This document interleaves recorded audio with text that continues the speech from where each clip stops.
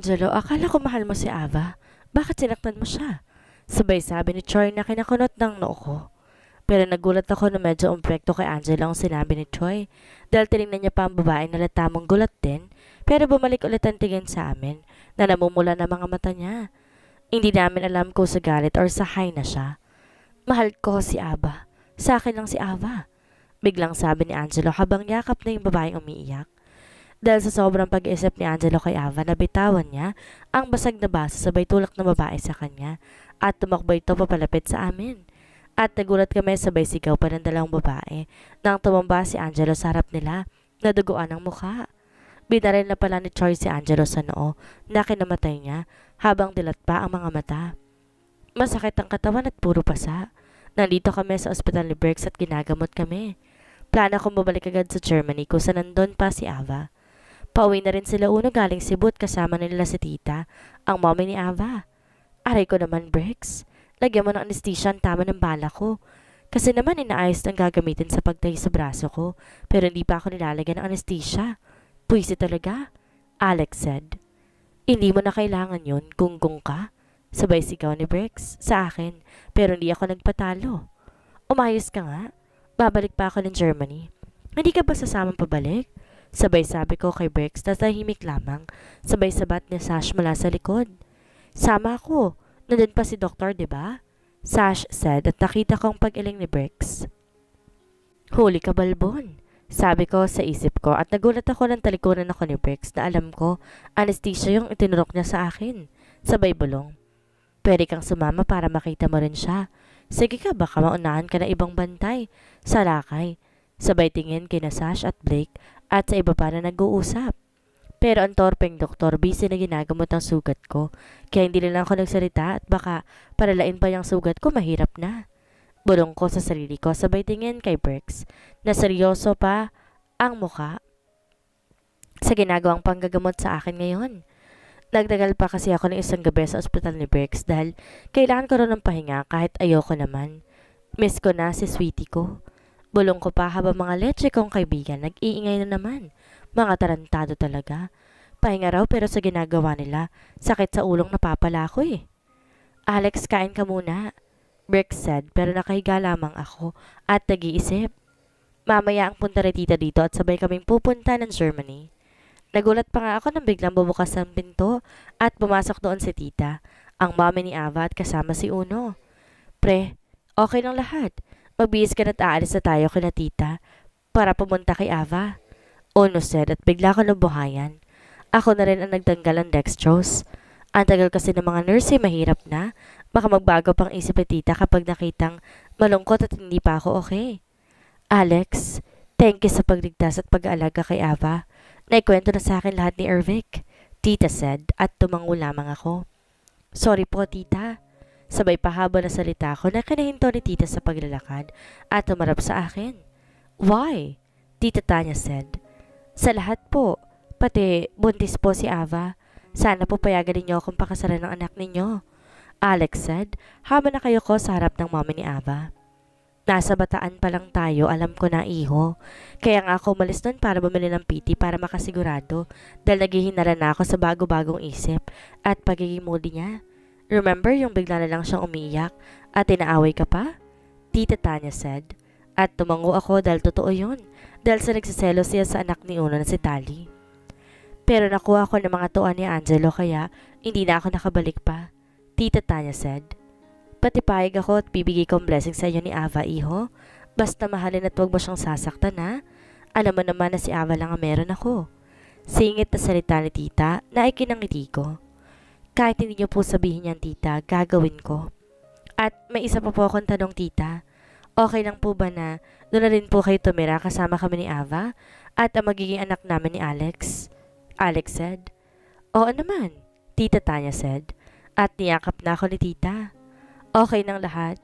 Si Ava na lang, sa isip-isip ko. Nasa airport pa lang kinakabahan na ako eh. Kasi sabi ni Doc gising na raw si Ava at si Tamara ang nagsabi noon. Nauna rin pala yan umuwi, talagang hinintay lang na magising si Ava bago bumalik sa Pinas. Anak! Sigaw ni tita habang yakap to pero walang imik si Ava na nakatingin lang kay tita habang si tita ay umiiyak. Napansin ko rin tahimik ang mga tarantado kong mga kaibigan, pati si Doc Muller na nakaupo lang sa sofa sa loob ng room kung saan nakakonfine si Ava. Lumapit ako. Inawakan kong kamay ni Ava na lumayo sa tita. Sweetie, may masakit ba sa'yo? Miss na kita. Sabi ko kay Ava na walang imik at lalo ko nalungkot nung umiyak ito nang walang kahit anong hikbi. Napalingon ako kina Bricks, Don, Uno, Sash, Blake, Ervic at Joy na tahimik at wala ring imik. Kaya bumalik ang mga mata ko kay Ava. Sweetie, kausapin mo ako please? Alex said pero si Ava nakatingin lang at para nagtataka. Naiiyak ako pero pinipigilan ko. Nang bigla ito magsalita na ikinatayo ko ng tuwid sa harap ni Ava. Sorry mister but I don't know you, Ava said. Nabitawan kong bigla ang kamay niya. Umatras na isang hakbang. Tinitigan ko pa mga mata niya pero umiwas agad ito at tumingin kay tita na wala ring imik. Para ako sinuntok ng paulit-ulit sa sinabi ni Ava. Hindi niya ako kilala at doon tumulo ang luha ko nang hindi ko namamalayan. Gusto kong umalis pero huli na. Nakita na nila at nasasaktan ako at di ko mapigilan yon. Nagulat pa nga ako na may humawak ng balikat ko at si Uno pala yon. Ibibigay mo pa rin yan, 'di ba? Sabay abot sa akin na maliit na box. Magpo-propose ka pa rin kahit na hindi ka niya matandaan. Bricks said na nasa gilid na rin ni Uno. Pakakasalan mo pa rin ba siya kahit kanya ng sitwasyon? Troy said. Hindi ako makapag-isip. Lalo nang hindi ako makagalaw sa kinatatayuan ko. Habang nakikita ko si Ava, kausap si Doc Muller at ang mommy niya. At kami, eto, nasa gilid habang nag-iisip kung itutuloy ko pa ba ang mga plano namin. Ang mga plano ko. Pero sure na akong itutuloy ko pa rin kahit hindi niya ako makilala. Sapat na sa aking mahal ko siya kahit hindi niya ako mahal. Para sa pagmamahal ko at para sa anak namin, nadala niya.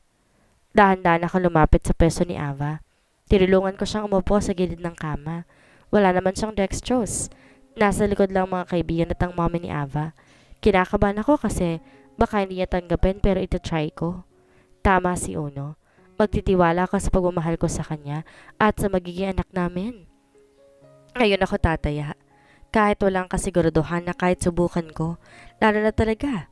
Pero ako si Alex, ang isang devil attorney at gagawin ang lahat para sa taong mahal ko. At si Ava, soon to be Mrs. Sarmiento. Sweetie, alam ko, hindi mo ako matandaan pero sana wag mo akong iiwan. Panimula ako habang hawak ko ang kamay ni Ava na wala pa ring imik. Mahal na mahal kita. Simula nang kunin kita at dalhin sa isla ko, mahal na kita.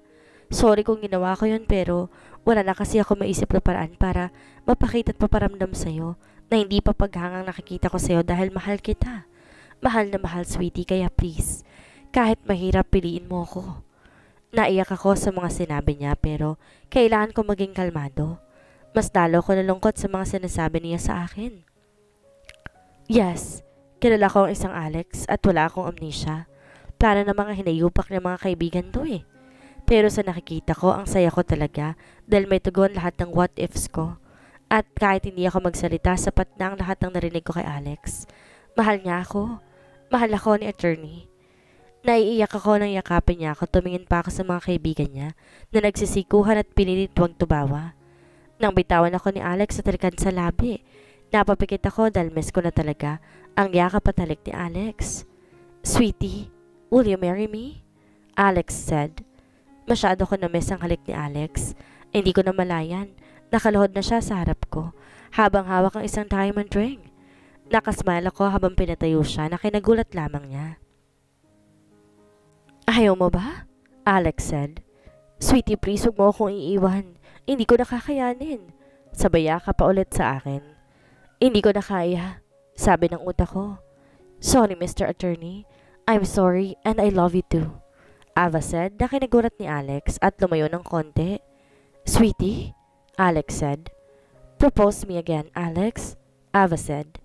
Sweetie, kilala mo ko. Pagtatakang sinabi ni Alex sa akin. Propose to me again, sweetie. Tsaka ko sasabihin ng lahat. Say it again, Alex.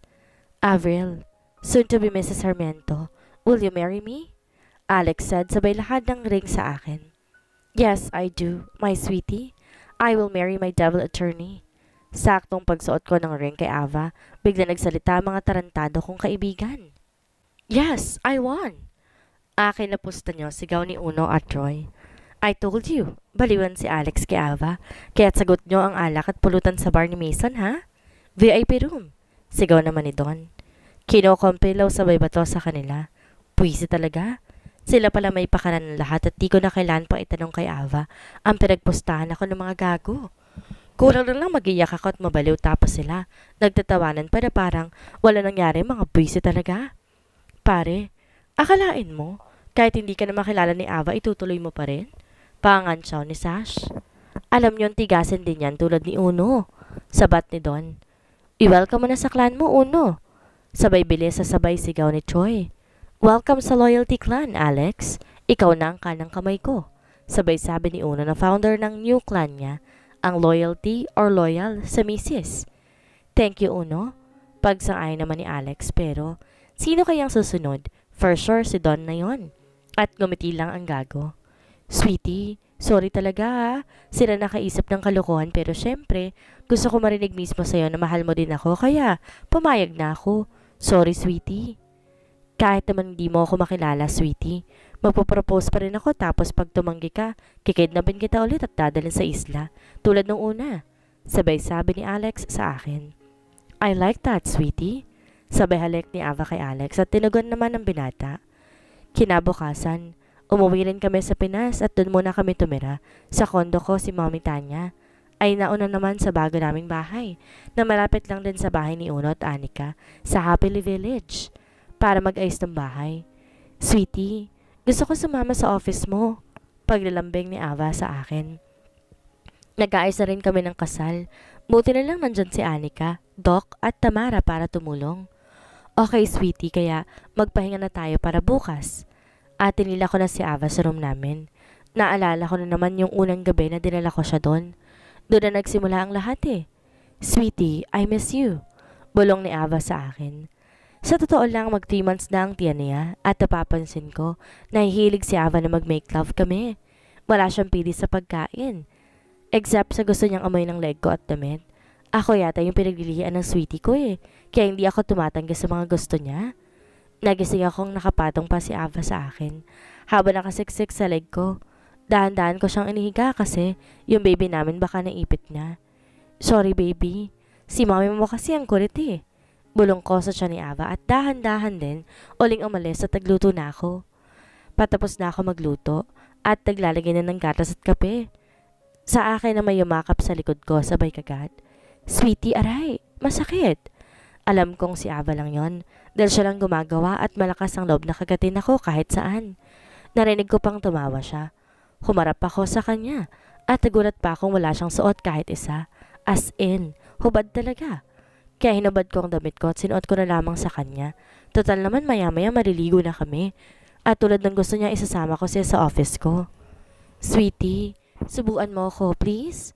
Habang nasa leg ko na naman ang mukha ni Ava. Sabi nila, lalo na si Uno, ayaw na raw niyang buntisin si Anika dahil ang hirap daw ng paglilihin noon. Puro bugbog at may time daw ayaw siyang katabi sa pagtulog dahil mabaho daw siya kahit bagong paligo to. Pero ako, parang gusto ko laging buntis si Ava. Kasi naman ang sweet niya eh. Tapos ayaw niyang di kami tabi matutulog. Tapos lagi nagaya sa make love namin. Kabaliktaran lahat ng sinabi ni Uno sa asawa niya. Ang swerte ko lang siguro. Sa isip-isip ko. Pinag-dress ko si Ava dahil lutanan siya niya at ayoko maipit ang anak namin. 2 weeks na lang ikakasal na kami. At eto kami ngayon. Nasa biyahe na papuntang office ko. Nandun na rin ang mga lintik na kaibigan ko. Sweetie look, may nagtitinda. Huminto ka muna please, Ava said. Kaya huminto muna ako at bumaba na lang bigla si Ava na kinakaba ko. Kasi naman baka ma-hit and run siya. Bigla na lang siyang tumawid eh. Nagmamadali din ako at ang sweetie ko ang ganda ng smile habang umunguya ng mangga at pinya na sinasawsaw pa sa asin na may dinurog na sili. Sa itsura niya sarap na sarap siya habang ako naman eh hindi may pintang mukha dahil sa asim. Nagulat nga ako may take out pa siya eh habang nasa building na kami. Marami ang nakatingin sa amin, lalo na sa sweetie ko na walang pakialam sa paligid. Basta siya kakain lang. Hawak ko pa ang 2 paper bag na mangga at pinya, nabalat na dahil uubusin daw niya yon. Habang hawak ko siya sa bewang, Marami mababati sa akin pero hindi ko pinapansin. Pero ang sweetie ko nakasmile lang at naghahay pa sa mga bumabati sa amin or sa akin. Goodwood ang sweetie ko. Sa isip-isip ko. Pagbukas ko ng pinto nandun si Mason, Bricks, Tim, Sash at Mac na nakaupo sa sofa. Nagulat ako nang bumati si Ava kay Bricks. Sweetie, dito ka. Huwag ka dyan sa manyak na yan. Sabi ko kay Ava na walang imik at kumakain pa rin ng pinya. Kaya hinila ko siya at pinaupo sa tapat ng mesa ko. Kinuha ko ang mga papel sa mesa at doon ko nilagay ang pinya at mangga. Sobra ka sa akin, Alexander. Baka manya ka dyan. Bricks said, sabay lapit kay Ava at nakikain pa sa mangga at pinya. Pero ang sweetie ko natuwa pa at nakipagkwentuhan pa sa manyak na Bricks na yon. Kaya hinayaan ko na lang. Oo nga pala, Alex. May building akong bibilhin pero hindi ako sigurado kung titulado ba iyon or sa bangko na. Ikaw sana ang kukunin ko attorney para maayos yon. Timothy said. Sure pre. Basta alam mo na kung magkano presyo ko ha. Sabay tawa ko. Oo nga. Ako rin Alex. Ito yung file. Pag-aralan mo muna. Max said. At nasarap ko na rin si Bricks na mangga naman ang hawak. Oo nga pala. Inabot ko invitation card para sa kasal namin ni Ava. Punta kayo ha.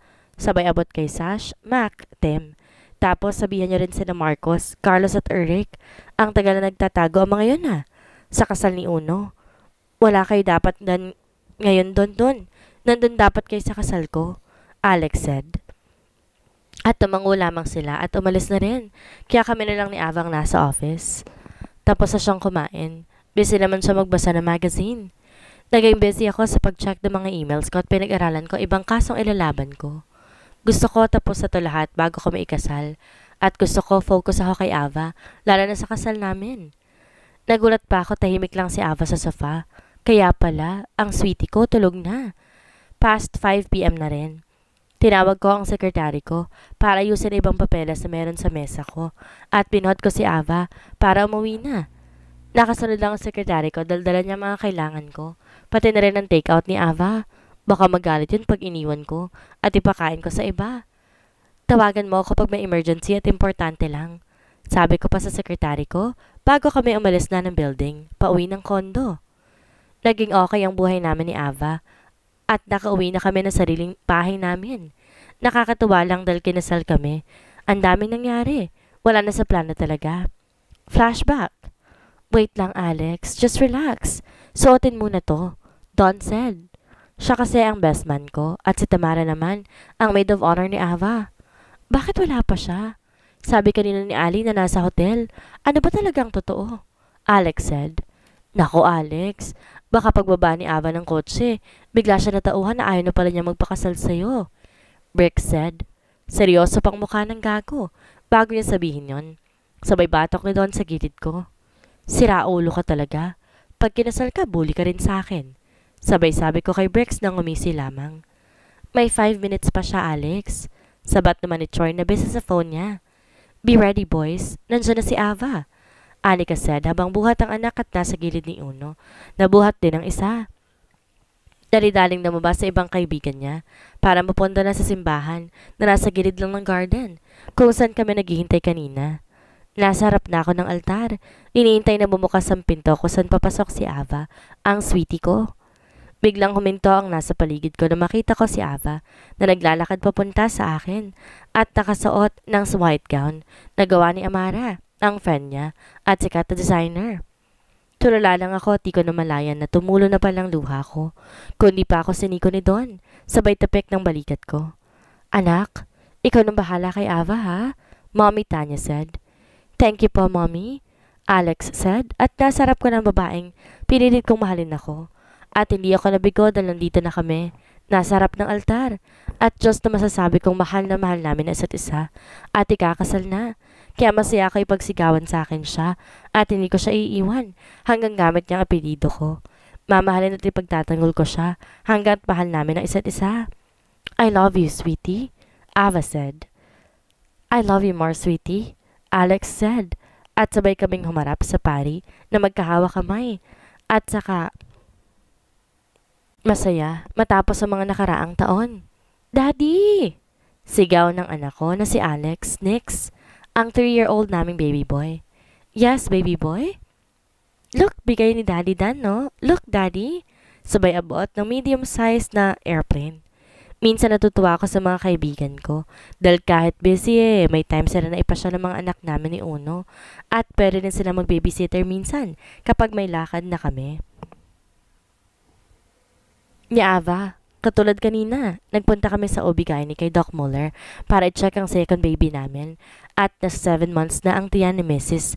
And it's a baby girl. Kaya ang plano nga naming pangalan, si Princess Sophia.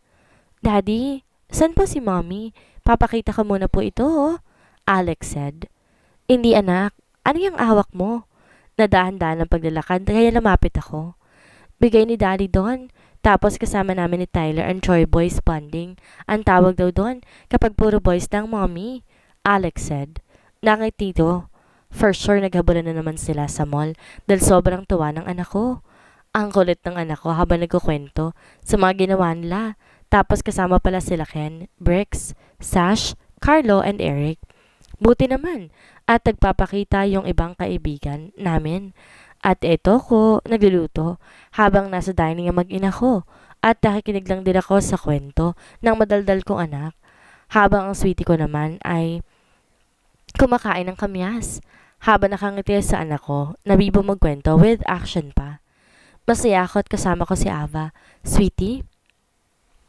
Ang sweetie ko si Mommy, Tanya, na busy sa coffee shop na itinayo nila ni Ava at ang anak ko na madaldal at ang future baby princess ko na nasa tiyan pa ni Sweetie.